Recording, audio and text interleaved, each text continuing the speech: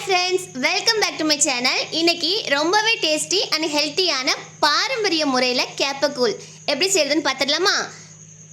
வாங்க ரெசிபிக்குள்ளே போயிடலாம். இன்றைக்கி அதுக்கு நான் இந்த முழு கேப்பை இருக்குல்ல, அதை நல்லா கழுகிட்டு தண்ணி ஊற்றி அப்படியே ஹோல் நைட் ஊற வச்சுட்டேன்.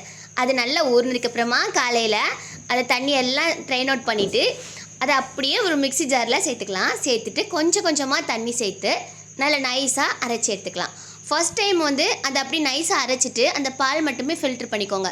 மறுபடியும் அதில் கொஞ்சமாக தண்ணி ஊற்றி மறுபடியும் நல்லா நைஸாக அரைச்சி அதையும் நல்லா ஃபில்டர் பண்ணி வச்சுக்கோங்க. சூப்பரான கேப்பை பால் ரெடி ஆயிடும். இதை அப்படியே ஒரு சைடில் தனியாக வச்சிடலாம். அதுக்கப்புறமா இதுக்கு மெயினான ஒரு இன்க்ரீடியன்ட்ஸ் என்னென்னா தேங்காய் பால். நல்லா கெட்டியான தேங்காய் பால் சேர்க்கும்போது அதோட ஃப்ளேவர் ரொம்பவே டேஸ்ட்டாக இருக்கும். நம்ம இந்த ஃபில்டர் பண்ணிவிட்டு இந்த கேப்பையில் வரக்கூடிய வேஸ்ட்டை நம்ம தூர போடாமல் இந்த கோழிகள்லாம் சாப்பிட கொடுக்கும்போது அது நல்லா விரும்பி சாப்பிடும். அந்த கோழிகளுக்கு சத்தும் கூட கிடைக்கும்.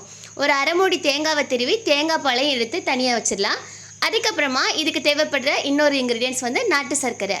இந்த நாட்டு சர்க்கரைக்கு பதிலாக கருப்பட்டி சேர்க்கும்போது இன்னுமே டேஸ்ட்டு சூப்பராக இருக்கும். வெல்லம் கூட நீங்கள் சேர்த்துக்கலாம். ஒரு 4-5 ஏலக்காவும் சுக்கும் தனியாக எடுத்து வச்சுக்கோங்க. அவ்வளோதான். அதுக்கப்புறமா ஒரு மண் பாத்திரத்தில் 1 கப்பு இந்த கேப்பை பாலுக்கு 2 கப்பு தண்ணி ஊற்றிக்கோங்க. அந்த கன்சிஸ்டன்சியில் தண்ணி நல்லா தலை கொதிச்சதுக்கப்புறம் நம்ம ரெடி பண்ணி வச்சுருக்க அந்த கேப்பை பால் இருக்குல்ல, அதை சேர்த்து நல்லா கிளறிக்கோங்க. ஒரு 5லேருந்து 10 நிமிஷம் அந்த கரண்டியை எடுக்காமல் கைவிடாமல் கிளறிட்டே இருங்க. இல்லைன்னா டக்குன்னு அடியில் பிடிச்சி கட்டி தட்டிடும்.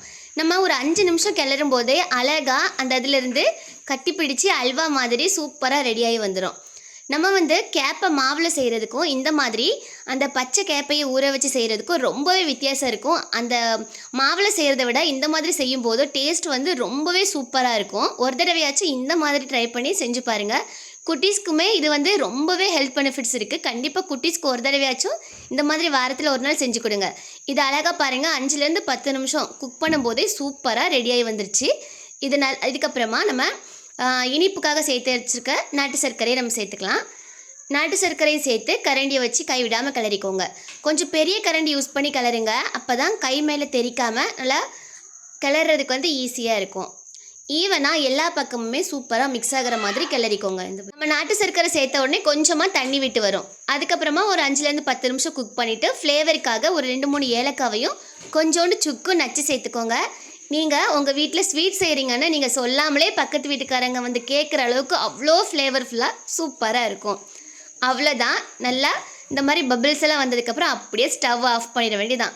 நம்ம எந்த பாத்திரத்தில் சர்வ் பண்ண போகிறோமோ அதில் கொஞ்சமாக அந்த கேப்பைக்கூழை எடுத்துகிட்டு தேவைப்படுற அளவுக்கு தேங்காய் பாலையை ஊற்றி நல்லா மிக்ஸ் பண்ணி சர்வ் பண்ணிங்கன்னா சூப்பரான பார்ட்டி ஸ்டைலில் பாரம்பரியமான கேப்பைக்கூழ் ரெடி. கண்டிப்பாக ஒரு தடவையாச்சும் ட்ரை பண்ணி பாருங்கள். ஃபீட்பேக்கை கமெண்டில் சொல்கிறதுக்கு மறந்துடாதீங்க. இந்த வீடியோ உங்களுக்கு பிடிச்சிருந்துச்சுன்னா லைக் அண்ட் ஷேர் பண்ணுங்கள். தேங்க்ஸ் ஃபார் வாட்சிங். மறக்காமல் சேனலை சப்ஸ்கிரைப்